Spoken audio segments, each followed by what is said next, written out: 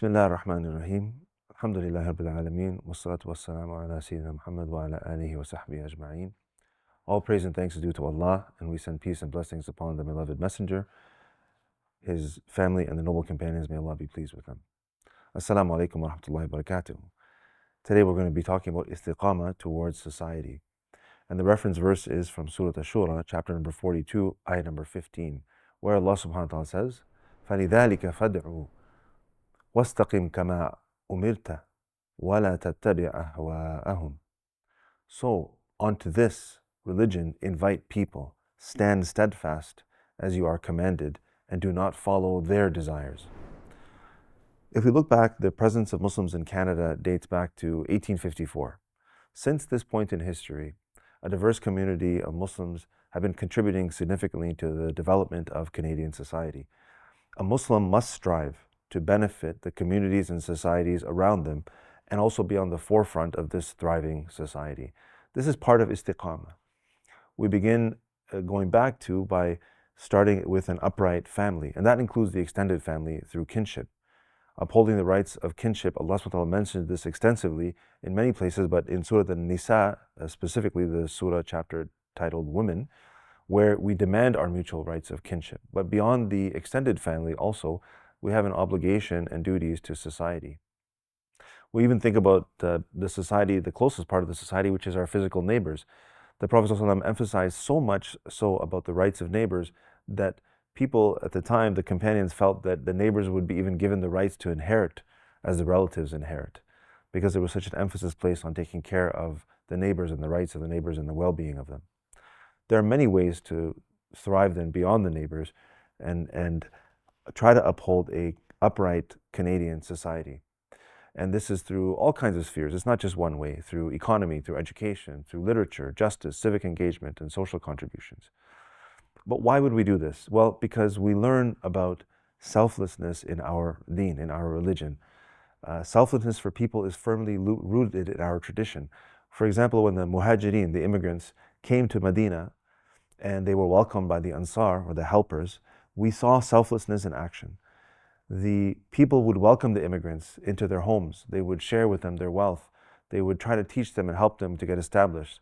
Similarly, as proud Canadians, we receive people from all over the world, from all different countries, and support and nurture them until they're on their own 2 feet, through different means, through settlement programs and other initiatives.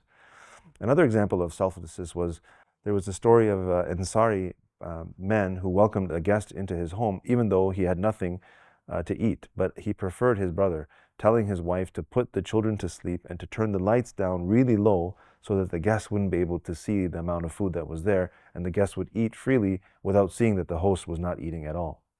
The next day, after doing this selfless deed, the Prophet ﷺ told him that Allah had revealed to him what he did for his guest last night and was very pleased. So this idea of being selfless and caring towards individuals is an obligation. And so we must try to implement and protect this very significant virtue and moral in Islam for society. And it begins by implementing it personally, and then by pushing the implementation of selflessness and caring for the society publicly. We see guidance from the Quran and the balance in Islam as well. If we take the principle that all creatures and things in this world are to be respected, as was taught to us by our religion, from human beings to animals, even to the environment and nature, we will also have a great way and mindset of how a Muslim should live in this world and in this society. The other thing that's very important is the rights of people in the society. And the mindset of a Muslim, again, is that a decent life should be guaranteed to all people living in this society. Because, why? Because we are all one family of Bani Adam. And Islam came, and it was very specific that it has protected certain things in the way of Islam, in the Sharia of Islam. And these 5 things are one's life, one's honor, one's freedom of religion, one's intellect, and one's property. So Muslims, therefore, as part of their understanding and implementation of the rights of individuals, try to preserve things like life, like dignity. They don't allow forced conversion or coercion in religion in any way. They try to keep the mind and intellect sound by avoiding things like drugs and alcohol. These things are prohibited for this reason. And also try to maintain a place where people can have a right to earn and to maintain property by having an equality of opportunities for different races and people from all kinds of places. And this establishes social justice as well within our dealings. Generally speaking as well about the economy, that the Muslim should strive in the society that the economy is free, that the economy is balanced, it limits monopolies, it curtails excess revenues, and looks after and takes care of people who tax evade, because the poor have a right on the wealth of those who Allah subhanahu wa ta'ala has blessed with wealth. So in general, the general principle again for the Muslim who wants to achieve istiqamah in the society is that they enjoin what is good and they forbid what is evil. This is the principal duty of a Muslim, and extends, of course, beyond the family, beyond the extended family, beyond the neighbors, and in fact all across civil society, regardless if a person is a Muslim or not. And these are the values that we uphold as citizens trying to uphold istiqamah in our deen. In summary, having istiqamah in society is a call for the people of Islam to enjoin what really Islam teaches and calls to.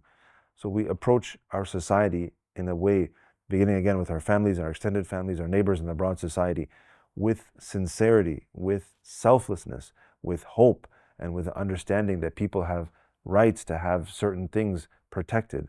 And this is a way in which that we call as well people towards understanding the message of Islam, both in theory, but also in practice. And we can find ways to practice Islam so we can uphold these righteous virtues that affect all aspects of society and can be of benefit. And really, by championing these Islamic principles, we can have a better society overall. So, inshallah, we can make a commitment to do something and better our society, whatever it may be, no matter how big or how small.